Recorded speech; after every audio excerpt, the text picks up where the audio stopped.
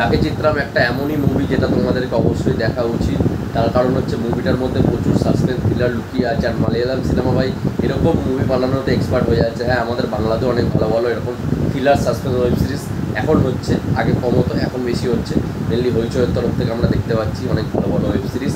ঠিক আছে, তা যাই হোক না কেন, এই যে মুভিটা আছে ভাই মারাত্মক লেভেলের সাসপেন্স থ্রিলার আছে। যে মেয়েটার সাথে কী হলো, মেয়েটা কোথা থেকে এলো, একটা মেয়ের গল্প এখানে দেখানো হয়েছে, যেটা ইনভেস্টিগেশন করবে পুলিশ অফিসারটা এবং তার আসল রহস্যটা খুঁজে বের করবে। সে গেল কোথায়, মেয়েটা উধাও বা কী করে হয়ে গেল।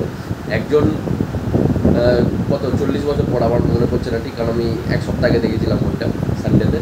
তা 40 বছর পর সে একটা জঙ্গলে গাছের তলায় যাচ্ছে, বলছে আমি এখানে একটা সিনেমার শ্যুটিং যখন করছিলাম, সে ডিরেক্টর ছিল যে যাচ্ছে, ঠিক আছে, তা এখানে আমি শ্যুটিং করতে করতে একজনকে মেরে এখানে পুঁতেছিলাম। সে তার মরার আগে সে ইয়েটা বলে যাচ্ছে ফেসবুক লাইভে এসে, এবং সে নিজে গুলি করে আত্মহত্যা করে নিল। ঠিক আছে, এবারে পুলিশ সেই ফেসবুক লাইভ থেকে চারিদিকে হইচই পড়ে গেছে, পুলিশ ওখানে এসছে। ঠিক আছে, এসে ওই জায়গাটা খোঁড়াখুড়ি করেছে, অনেক ধরে পায়নি। হঠাৎ করে বৃষ্টি নামার পরে সেইখানটা খোঁড়াখুড়ি করতেই ভাই একটা কঙ্কাল বেরিয়ে আসলো। এবারে এই কঙ্কালটা কার, এটাই এই গল্প। ঠিক আছে, এবং এর মধ্যে অনেক রহস্য তোমরা আরও দেখতে পারবে। ওই সিরিজটা অবশ্যই দেখো ভাই, মারাত্মক লেভেলের থ্রিল সাসপেন্স লুকিয়ে আছে।